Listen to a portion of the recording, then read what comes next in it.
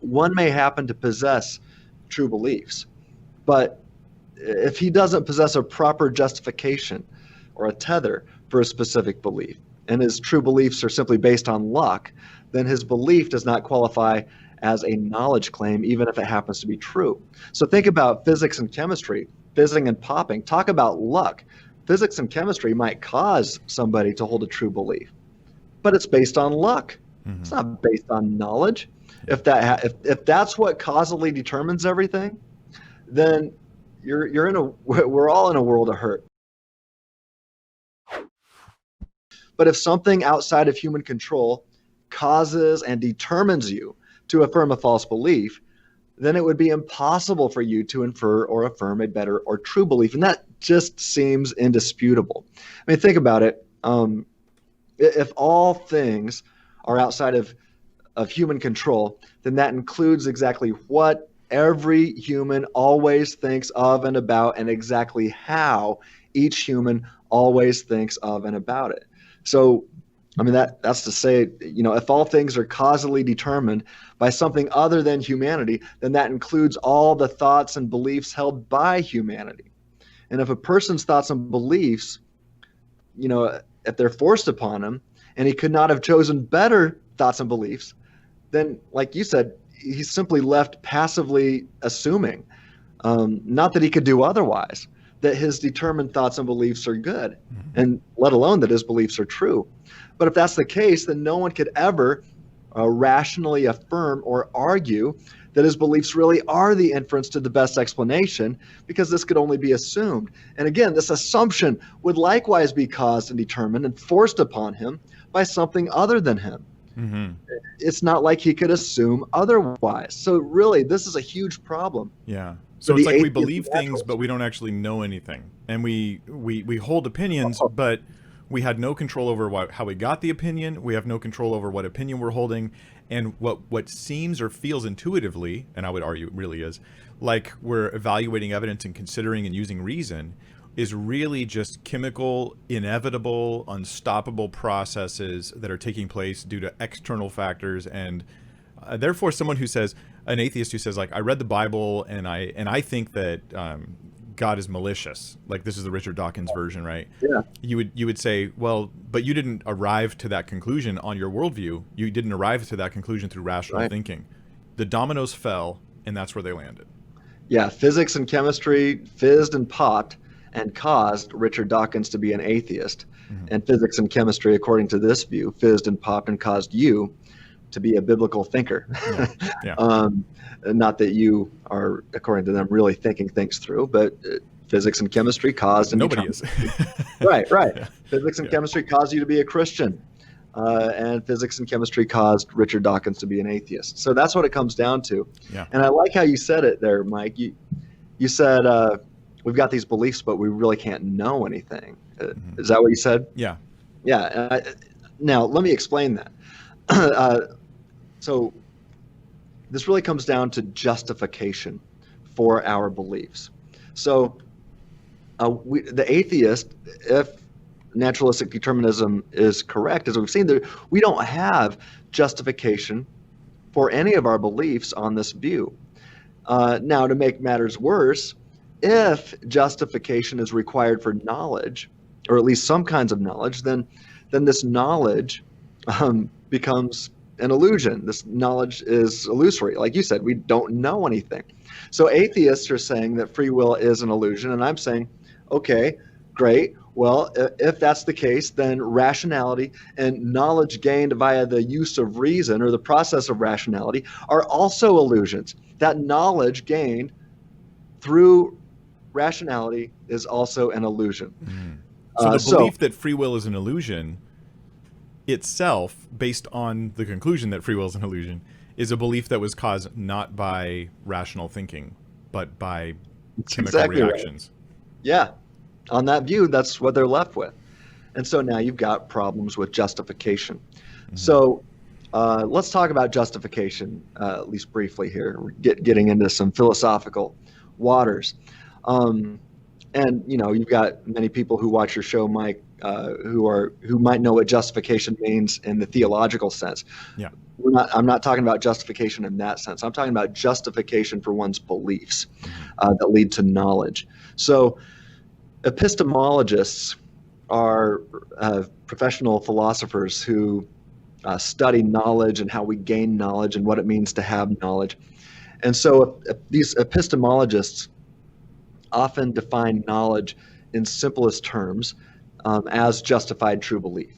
Now, some contend that maybe more might be required, but most, it seems, will say that you need these three ingredients: justified true belief, to have knowledge, or at least those three ingredients, maybe more, to possess what I refer to as reason-based knowledge. Yeah. So think about it like this.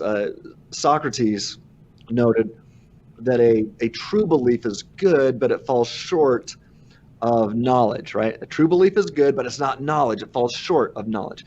Knowledge has greater value than mere true belief because it's rationally grounded, right?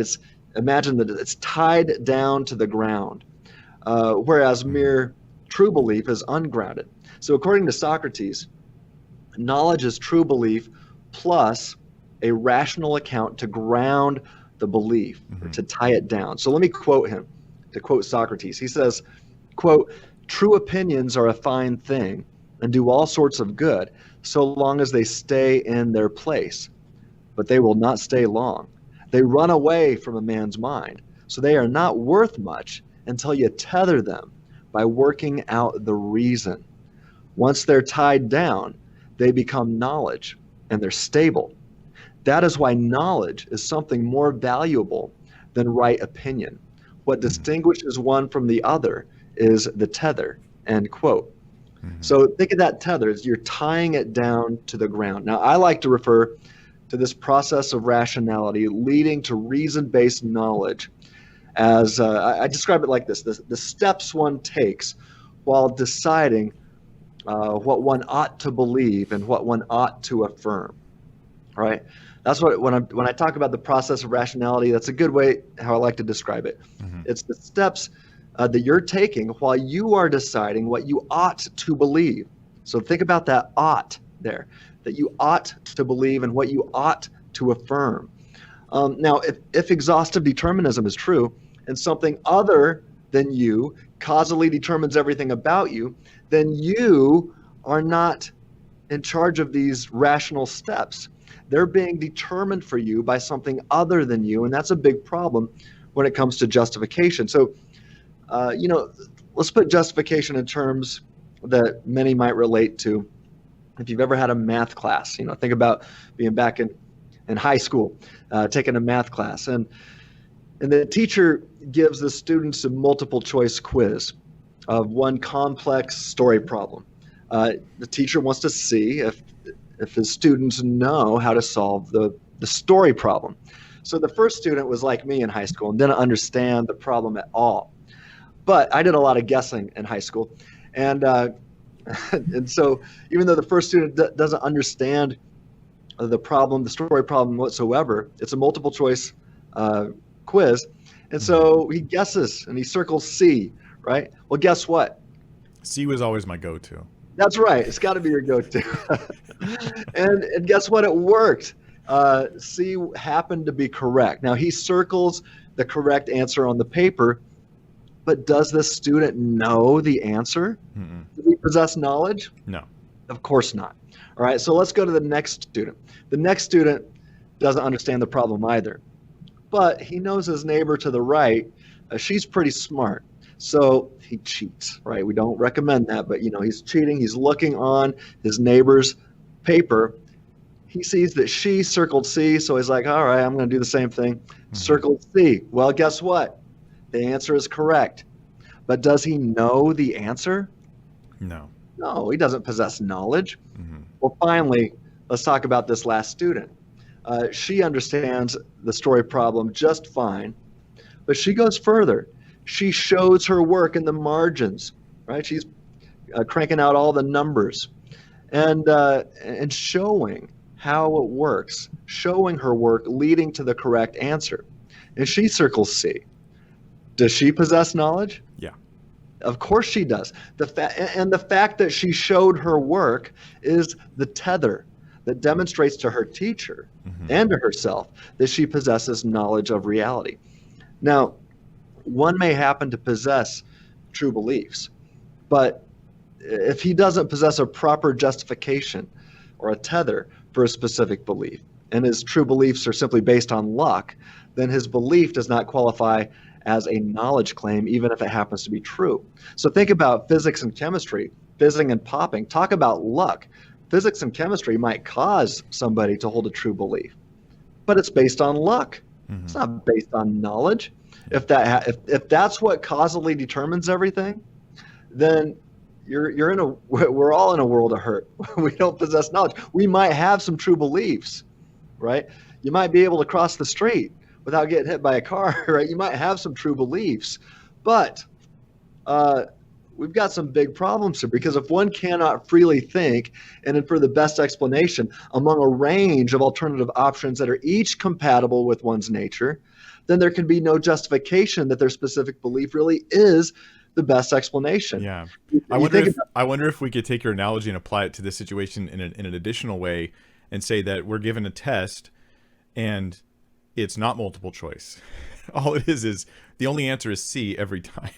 And that would be probably more like what we have coming at us. It's like, well, the ink and the chemicals and the printing of the test might represent like our environment and our chemistry, and then we're always going to fill it out the same way, whether that's the right answer, wrong answer, or not. Yeah, that's interesting. So you can always guess C no matter what, because that's your only option. But that's just that's the only thing that's compatible with one's nature. Now, here's the thing. Let's go back and assume that there's 4 options on that multiple choice quiz, and let's say C is the right answer, but the only answer compatible with your nature for some reason is B, right? So for some reason, if B is the only answer compatible with your nature, given everything about the universe, then, and you will affirm B as the correct answer, no matter what, then even though the correct answer was C, you have no ability to conclude that C is true, even though it is true. And so now all you're left with is assuming that B is true, and that assumption is not up to you either. So yeah, it quickly becomes, the problem gets bigger and bigger as we go here. So really, justification is huge. We see that we lose justification on this.